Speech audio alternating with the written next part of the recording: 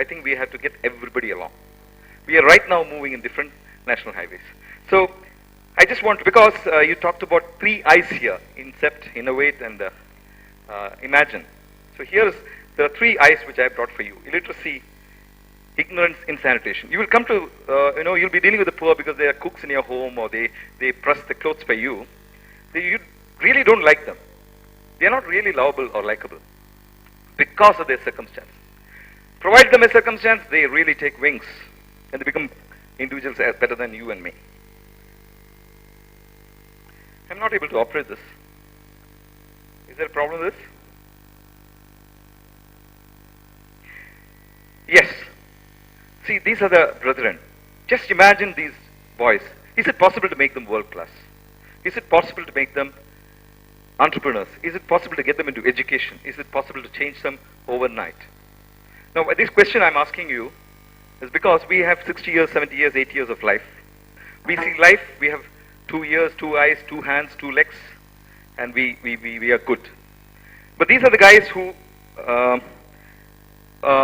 don't have any of the circumstances. Is it possible to change them? I personally feel it can be changed, and we can change them dramatically overnight, probably in 4 or 5 years. The problem is that we keep analyzing, and we do that 32 rupees or 100 rupees per day, without thinking how we can make them prosperous. We are always talking about the poverty line.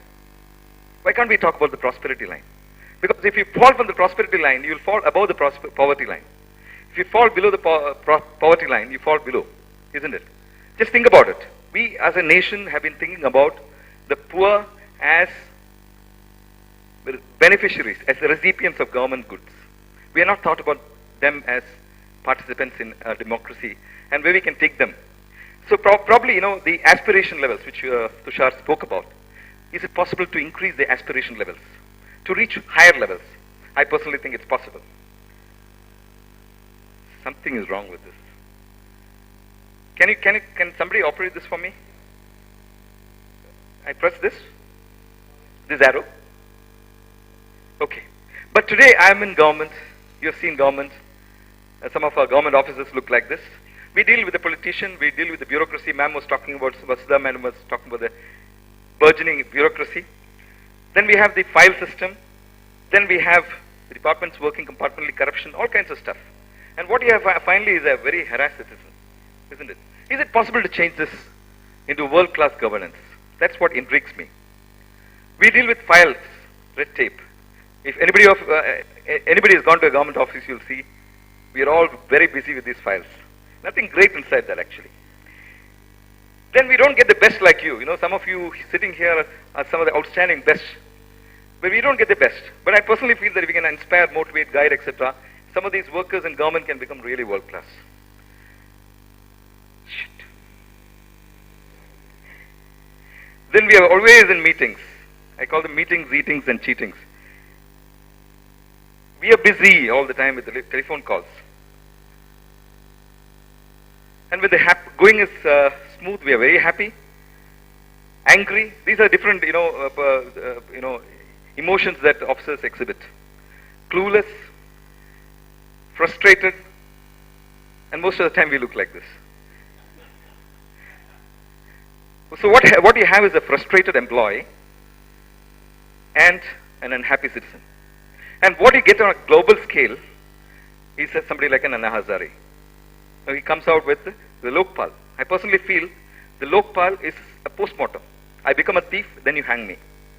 How do you prevent me from becoming a thief? Is what intrigues me. And when circumstances become difficult, it's not moving, then you have extremism. So these are things which happens because of governance issues, governance deficits, etc., which you call. So I'm wondering what can change this. And thankfully, SVC has given us the right ideas. Imagine, I put the innovate and make the inception. Is it possible to dream about an India which is having clean villages, which has a toilet in every home, every child goes to school, there's no dropouts, there's entrepreneurship in the villages, there is a good livelihood, etc., and prosperity? I believe it's possible. Now the transformation governance, I'll restrict it to e-governance because we don't have time. There's a huge amount of churning happening in the country on administrative reforms. And I keep reading this. Nothing really happens. One administrative reforms commission, they'll produce a report. And finally, nothing really gets carried out. The one way to change our country and governance is through IT. This is proven in the private sector because in 1960s, the government sector was much better than the private sector. Let me tell you that. But 1990s onwards, the private sector has really become world class, thanks to IT. Thanks to IT, the ambience, the speed with which technology takes you around the world, etc. So probably the panacea is IT. But IT is definitely a tool. It is not the solution. It's the people within who have to change. But I have seen in my experience where we create paperless ERP-driven offices, people tend to change overnight when IT is introduced in government. It's very difficult to tell them, you change first, then you'll introduce IT. You introduce IT, and I find there's a huge amount of change because there's a lot of drudgery that happens in government. There's a lot of repetition which happens in government. All of that, almost 1/100th of the time can be reduced for the work of an average officer or staff or a peon by just introduction of IT. So that's why Government of Tamil Nadu and Government of India is going on a massive scale of e-governance. And I was very lucky to be part of this whole leadership team. I was IT Secretary for around 8 months, and prior to that I was MDL Court Director e-Governance. And in Krishnagiri we did a massive number of innovations. So basic idea is to make services reach you. Now you are a citizen, you are asking for a community certificate or an income certificate. What do? You go to the Tahsildar, wait, then probably you'll have to pay some amount, then after so many days you'll get it, I'm sure. But is it possible for you to apply online, take it online? That's the question. Is it possible for you to get government services online? In fact, the policy which I wrote last year, the policy note of IT department, we have written it straight and simple. The citizen should not visit a government office. The web should be the only interface. That's the only way we can reduce corruption. So if you can see, all the whole government is now built around a core applications of state data center. We have a TN-SWAN, then core applications are there, core policies, e-governance policy, e-security policy, e-waste policy, a lot of policies are there. A lot of these government departments are becoming IT savvy. The police department is going through what is called a crime criminal tracking network system. It's a 100 crore project. And shortly you will see 100 junctions having cameras which capture your registration number and send you a love letter home or an SMS saying that you have crossed the line, you please pay up. So things are happening a bit slowly, maybe not to your liking or my liking, but it's happening nevertheless. We have a huge world-class state data center, and when I told the Honorable CM, ma'am, you're given a data center, please give us a data recovery center. And lo and behold, 60 crores work is happening in Madurai for a data recovery center. And then we have what is called the TN-SWAN, connecting all the last mile offices in government. Right now we are going right up to the village level.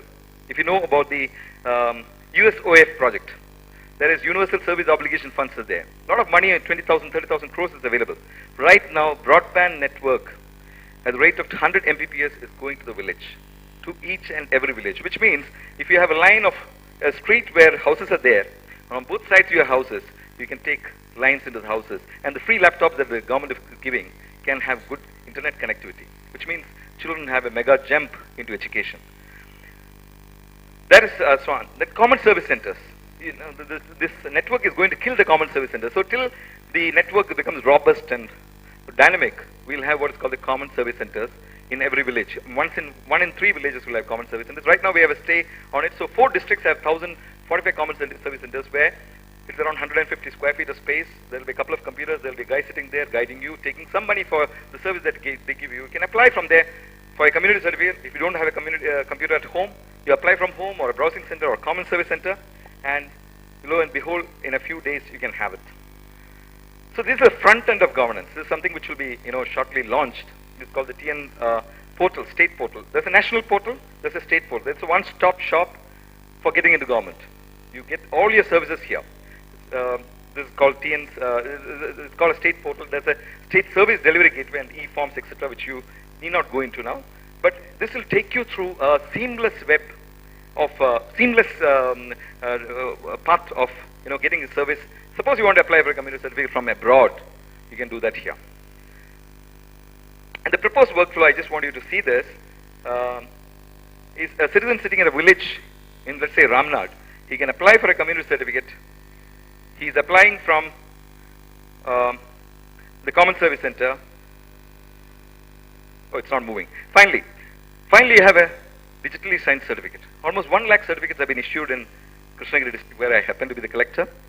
Now, this certificate was not accepted by Anna University.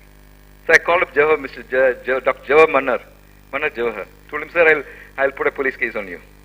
He said, why, sir? I said, my certificates which have been issued, which is the digitally signed certificate, not accepting it. Oh my God. And he said, no, Santosh, I'm getting it done. And he got it done. Amazing guy. And this is the way, you apply for something from home and take a printout. This is what we should have in governance. Why should you visit a government office? I can't understand. Why should you visit a government office? If you want to see my face, yes. Somebody was telling about that money. I think Tushar was talking about so much money that is going to costing. For an average villager to meet the district collector, it's around 450 rupees is spent. Coming 50 rupees, going 50 rupees, some eating 50 rupees, some cheating 50 rupees, so many things happen. So altogether, the poor chap, when he comes and sees the district collector's face, and we all say, we're so happy, so many people are coming and visiting us. It's actually such a bad thing if somebody is coming to your office. Your office should be spick and span, nobody comes to your office. You are somewhere, in 10 Downing Street, I've been there, you won't find a policeman there. But an average Londoner is photographed 55 times a day. A lot of passive surveillance is happening, all due to technology. Why should you visit? So basically what we need in governance is leadership in technology. Officers, youngsters here, sitting here, probably you'll take a plunge into the civil service exam, and some of you might get into any of the services. Let me tell you, technology is the game changer in government. That's the only way we can change. Because that's if I were to paraphrase it by saying, the best friend of the poorest man is a computer with the connectivity. Because the computer doesn't differentiate between caste, creed, community, etc. It will come, say, first come, first served. And some of the innovations I personally did was, transform overnight. Is it possible to transform overnight? We did one of these things called rural BPO. I would request some of the youngsters who are becoming entrepreneurs, go to the village and do this. Go change the village. Get hold of youngsters who are 8th standard, 9th standard, 10th standard dropouts. These are community centers which misuse, abuse, disuse, etc. Nobody uses them. Then you have a community, there's a bride's room and bridegroom's room.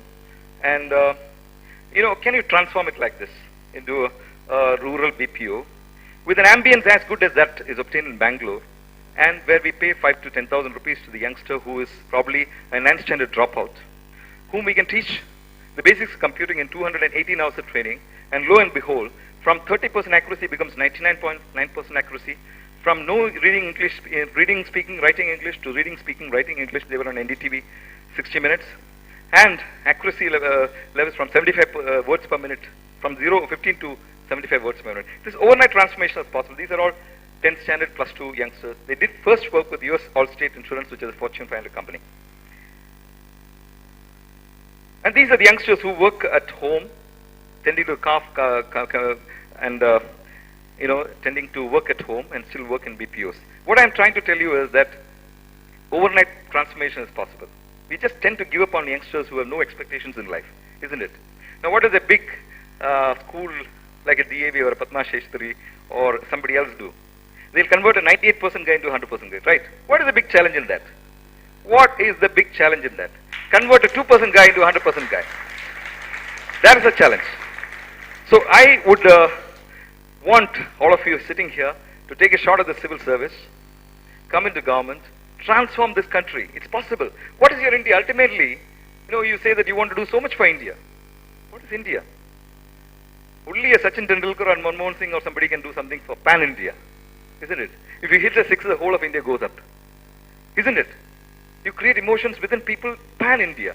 But for me, my India is my sphere of influence. That 5-kilometer range of influence, or 50 kilometers, where whatever I do has a positive or negative impact. So that's my India. So if you, as youngsters, could come out and think about that poor last mile guy, bringing up him in life, making him better than you, I think that's my call. That should be our call. In 50 years, we are all going to, they say, in the long run, we are all dead. Isn't it? What for is all this wealth? All this wealth. Today, when you get up in the morning, all you're doing is brushing your teeth, going to the toilet, eating something, but balance time you're doing something for somebody, not for yourself. Take the dentist. He does all these things and goes and plucks out somebody else's teeth, not his own teeth. Right? And the smile on the face of the person who gets the teeth plucked out, that is priceless, isn't that? So I wish that all of us are able to imagine, innovate, and incept changes in the system in 5 to 10 years. We can't wait beyond that. I mean, is it possible that? Is it possible? I'm sure in government it's possible. We need to think alike. We need to think innovatively out of the box. You know, we need to get inspired, like people like Dr. Kalam, get going, and we can see a transform India. It's not possible what ma'am did. You came from all the way from US and you're doing a major work here. Those youngsters who came and did. Now, if you all tend to think the same way, that it's possible to change our country, how beautiful our country would be. Wish you all the best. Thanks, Susan, and everybody for calling me.